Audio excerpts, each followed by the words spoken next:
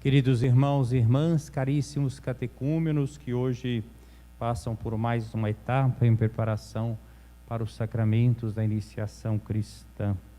Ouvimos essa palavra do Evangelho em que Jesus se dirige não só mais aos seus apóstolos ou mesmo aos seus adversários, né, fariseus, doutores da lei, mas à multidão. Aqui começa o Evangelho dizendo que milhares de pessoas se reuniram, né, a ponto de uns pisarem os outros. Jesus começa a falar primeiro aos discípulos, para que eles não fossem pessoas contaminadas pelo fermento dos fariseus, que é a hipocrisia, que é a aparência. O convite é uma vida de autenticidade, no seguimento de Jesus, na configuração a Ele, na adesão ao Evangelho. Nós não podemos só aparentar ser pessoas de bem, de fé, religiosas, mas verdadeiramente estabelecemos um relacionamento com Deus, feito de autenticidade, da adesão do profundo do nosso ser. Jesus fala que aquilo que foi dito na escuridão será ouvido à luz do dia. Aquilo que foi pronunciado ao pé do ouvido no quarto será proclamado sobre os telhados. E fala inclusive dos nossos medos. Muitas vezes nossa vida é povoada por medos. A coisa que nós mais temos apego é a nossa vida. E no entanto Jesus a relativiza aqui, porque ele fala: não tenhais medo daqueles que matam o corpo. Geralmente é o medo que as pessoas têm, é de quem mata o corpo. Jesus está chamando a atenção para algo mais profundo. Eles não podem fazer mais do que matar o corpo. Mas o pior não é perder a vida física. O pior é perdermos a graça. O pior é perdermos o sentido da vida. A vida não vale só por si. É preciso ter as razões de viver, o sentido da vida. O sentido da vida é fundamental para justificar a vida. Então, aqueles que são, agora vejam como ele está realmente se dirigindo às multidões, aqueles que perseguem os cristãos, os discípulos de Jesus, o máximo que podem fazer é nos matar. Matar a nossa vida física, mas não podem fazer mais do que isso, não tem esse poder. E Jesus, então, convida a avaliarmos o que realmente vale a pena. Temei antes, né? Não só perder a vida física, mas perder a vida da graça, perder a vida do convívio com Deus, perder a comunhão com Deus, é o que nós chamamos de inferno. Inferno é a situação sem saída. Inferno é a situação de desamor, de desamparo, né? E Jesus mostra o carinho de Deus por nós. Não se vendem 5 pardais por uma pequena quantia. No entanto, nenhum deles é esquecido por Deus. Se Deus trata assim os pássaros, então o que Ele vai fazer conosco? Até mesmo os cabelos de vossa cabeça estão todos contados. Não tenhais medo.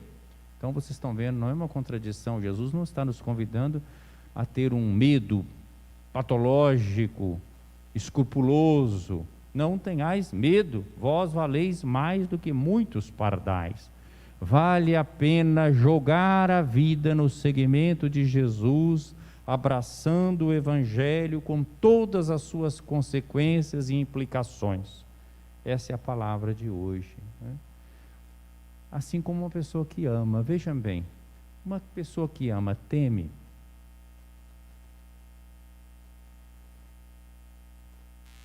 Teme sim. Sabe o que ela teme? Desagradar a pessoa que ela ama. Perder o amor da pessoa que ela ama. Esse é o medo que nós devemos ter em relação a Deus. Não é um medo de quem acha Deus um patrão, ou alguém que vai vingar, castigar, não. Medo de não corresponder àquele que tanto nos ama, porque isso nós podemos fazer.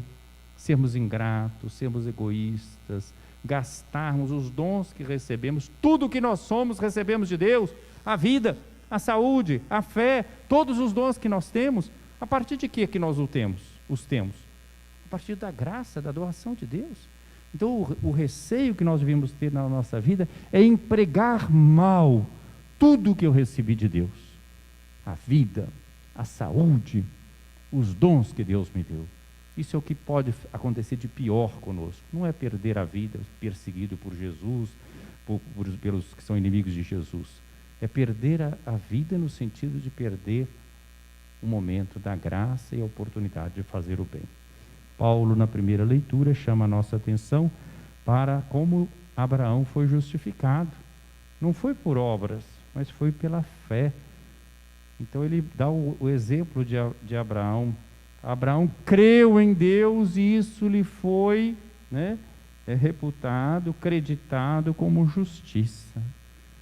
Então assim também deve ser a nossa vida, uma vida de quem tem toda a sua confiança lançada em Deus e encontra nele a nossa realização.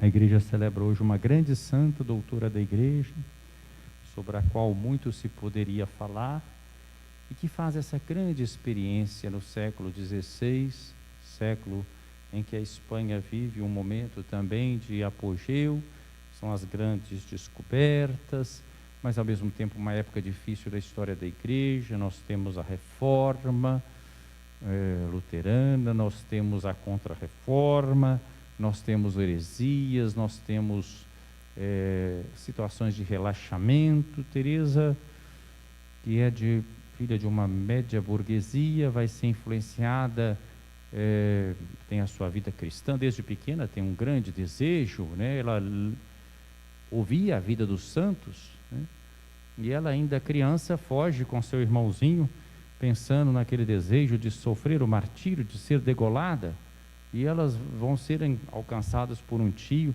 estavam querendo ir para junto dos muçulmanos para sofrer o martírio, Aí, claro que toma um pito e volta para casa, O tio leva de volta. Mas mais tarde ela vai entrar para o convento, despertada inclusive pelas cartas de São Jerônimo, E ela entra para um convento que naquele tempo tinha 150 monjas, carmelitas, convento com muita gente. Ela vai vivendo a vida ali com muita penitência, com oração, outros momentos de mais relaxamento. Ela mesma vai narrando tudo isso nos seus escritos, que são muito saborosos, porque não são escritos assim impenetráveis, mas mostram a humanidade de uma mulher que faz a experiência de Deus. Ela é influenciada pelas confissões de Santo Agostinho, pelo estilo também de São Gregório Magno. Enfim, ela vai nos deixar um tesouro em termos de seus escritos muito humanos e mostrando alguém que é totalmente tomada pelo Espírito Santo, progressivamente.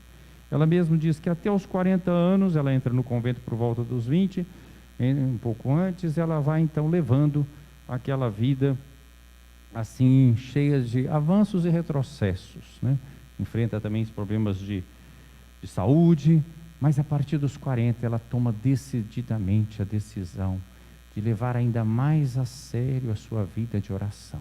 E vai então ser a grande reformadora do Carmelo, enfrentando enormes dificuldades, mas também com muita determinação e fazendo as experiências místicas elevadas, E ela percebe que aquilo que é mais precioso é a contemplação dos mistérios da vida do Cristo, assim como Inácio de Loyola também, na sua experiência, vai mostrar neste mesmo século XVI. Ela vai dizer que ainda que a pessoa esteja no mais alto da contemplação, nada ela deve preferir do que contemplar essa divina humanidade do Filho de Deus. É por aí que nós devemos entrar, é por aí que nós vamos perceber os tesouros do que Deus quer nos revelar. Estão vendo como nós devemos valorizar a Escritura, o Evangelho?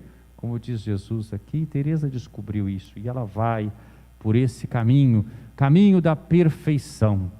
E assim nós vamos ter então as carmelitas descalças, em contraposição às demais. Ela quer voltar à observância mais estrita do Carmelo, mais rigorosa, mais fiel, ela vai fundar vários mosteiros carmelitas, não tão numerosos como aquele em que ela ingressou inicialmente, comunidades menores, mas de uma profunda radicalidade na vivência da vida religiosa, da vida consagrada. E sua influência vai se estender também ao ramo masculino, vai ter grande apoio e incentivará também São João da Cruz, né?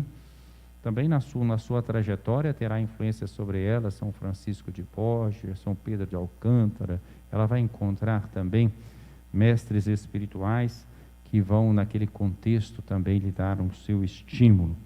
Então Teresa de Ávila vai ser proclamada em 1970 por São Paulo VI doutora da Igreja, ou seja, o seu ensinamento, os seus escritos, a sua trajetória, a sua espiritualidade tem o que ensinar à família carmelitana e a toda a Igreja, porque doutora da Igreja. São as duas mulheres primeiras que são proclamadas doutoras da Igreja por São Paulo VI, que são Santa Teresa de Ávila e Santa Catarina de Sena, né? Mais tarde será Santa Teresinha também proclamada doutora, mas Paulo VI proclama essas duas primeiras doutoras da Igreja. Que Santa Teresa de Ávila interceda por nós, para que levemos a sério o que nós ouvimos no Evangelho de hoje.